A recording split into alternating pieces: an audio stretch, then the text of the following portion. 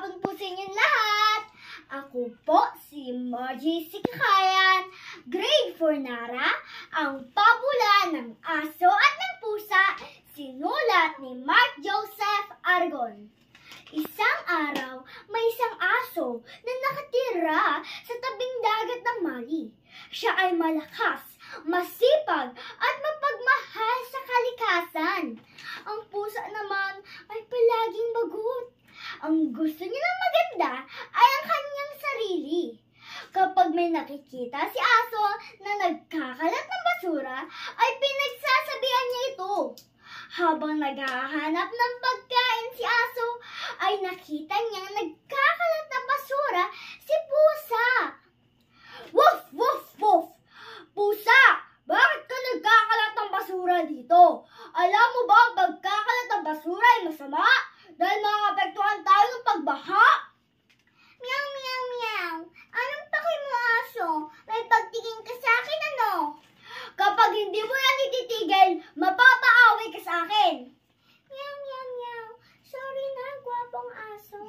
Iniwan kasi ako ng aking mahal. Labis ako nasaktan. Sige, papatawarin kita ngayon. Basta, hindi mo na yan uulitin. Maghahanap pa kasi ako ng pagkain. Maraming salamat, aso. Habang naglalakad si aso, ay hindi niya alam na pinagsasabihan siya ni pusa. Meow, meow, meow. Ang galing ko talaga. Naisahan ko si aso. Sa susunod, gagalingan ko pa. Kinabukasan ay inulit na naman ni pusa ang pagkakalat ng basura. Pero hindi sa kalye, hindi sa daanan, sa harap ng bahay ni aso. Gusto ko kalat dito, kalat doon. Pero hindi niya alam na kaganina siya pa pinapanood ni aso. Woof! Woof! Woof!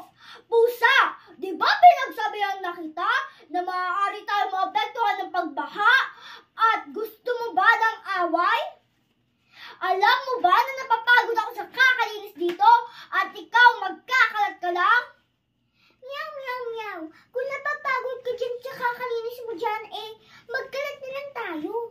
At aso, takot ka ba sumama sa iyong mga magulang na nasa taas na? Woof! Woof! Woof! Huwag mo isama ang aking mga magulang na nasa taas na. Gusto mo ba ng away, pusa? At biglang dumilim ang kalangitan. Hindi nila alam na ang kasunod yun ay malakas na pagulan at pagbaha. Inalad yun si pusa. Nang nakita ni aso na nalulunod na si pusa ay tinulungan niya ito. Woof! Woof! Woof! Pusa! Pusa! Gising! Gising! Pagkatapos ng 2 minuto ay nagising na si pusa. At mula noon, naging magkaibigan na sila. May natutunan po ba kayo sa kwento? Tama! Wag na wag magtatapon ng basura kung saan-saan kasi baka maapektuhan tayo ng pagbaha. Maraming salamat po!